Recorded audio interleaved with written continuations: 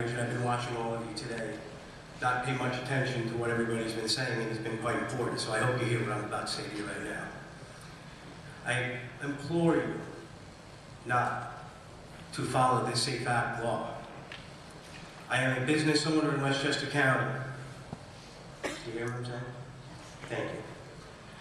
I am a resident of Westchester County, Mount Vernon, both places. Both places. None of you came here, or anybody from the state came and spoke to me about this SAFE Act law. Maybe a little insight from somebody in the business might have helped you make a decision. But none of it has happened. Therefore, I'm going to say this, and I'm going to make this very clear to you. If any of you choose to support this law, I will make it my personal mission to vote all of you out. All of you. You will not see another minute in those seats, because I will not have anything to do with my time if you pass a gun ban. My life dedication has been in the training of firearms for peace officers, police officers, and the private citizens. And that's all I've been doing. And now, with a 3-year-old son and one on the way, you're putting me out of business. You are putting the community out of business. You do not realize what you're doing. This is a very huge impact on what's going on today. And the citizens here are speaking, but I don't believe you're hearing them. Not one little bit. Because as I can see right here, as I'm talking to you, heads down, eating peanuts, doodling on papers is more important than the citizens of Westchester County and what they're trying to tell you. They heard you. Now you have to listen to them. Thank you. Don't clap for them. Aaron Wooden.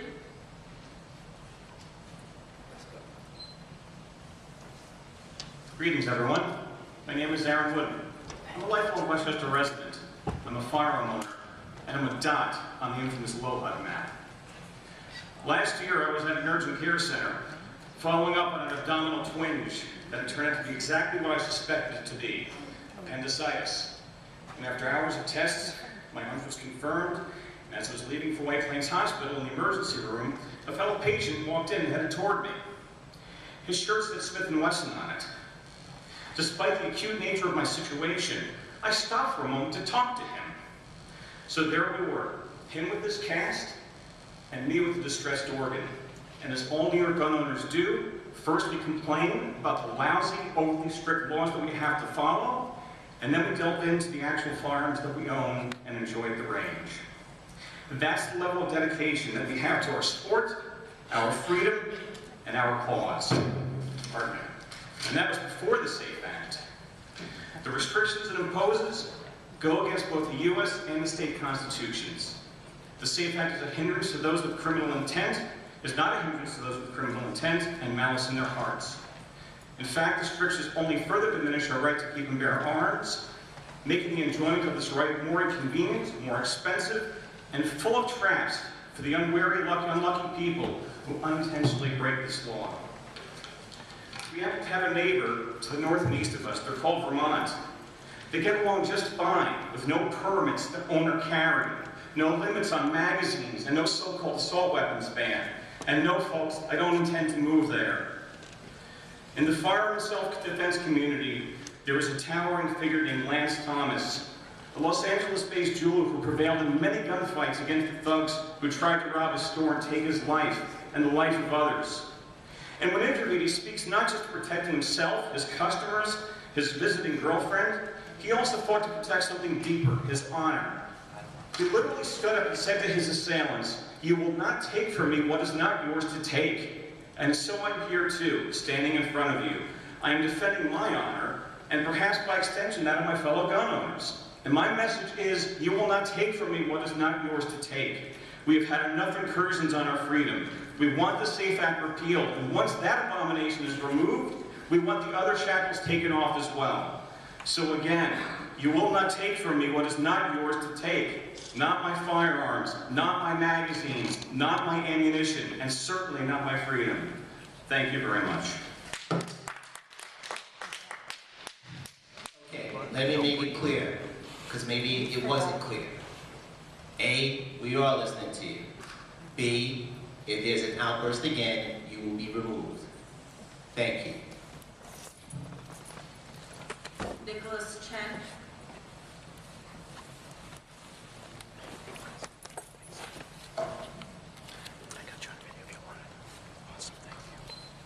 Thank you. I want to bring your attention to a very specific aspect to this whole gun issue. I commend your unanimous decision to go against gun violence. It's definitely a tragedy that we have in this country. However, there's some aspects that maybe you don't comprehend or understand. Limiting ammunition capacity in a firearm just does not work. But let's say that it does, okay? According to the SAFE Act, you can only have 7 bullets in your gun at your home to defend your life of your family. I can go to the range and have a full 10 rounds, according to the New York SAFE Act. I can have 10 bullets to shoot at targets, but not enough to save my own life, or the life of my family, or worst case, to save the life of someone else I love, a neighbor. I have a list from the New York Firearms website. That's an online forum for firearm owners, responsible firearm owners. These are Class E felonies or minor or less, compared to having an 8 bullet in my gun in my house. That's a Class D felony. These crimes, criminal obstruction of breathing or blood circulation, you want to suffocate somebody or choke them to death. That's not as bad as having an extra bullet to save my own ass.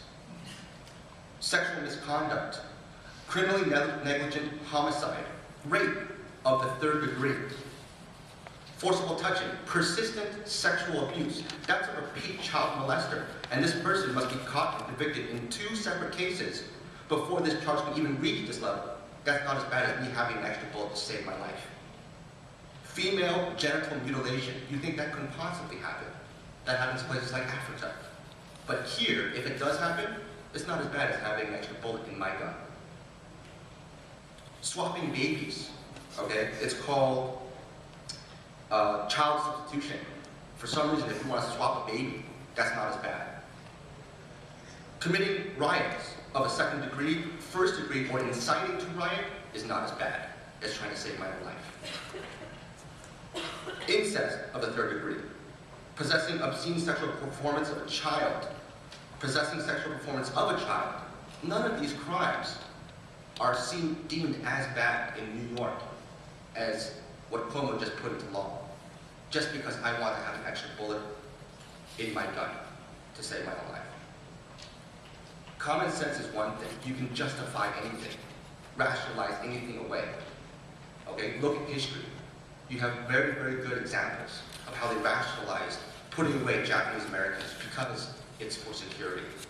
They did away with Native Americans because they were in our way.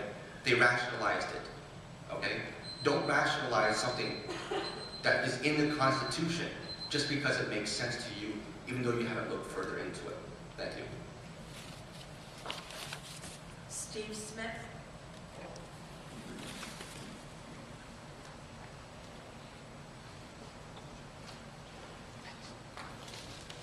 Hello and good evening, everyone.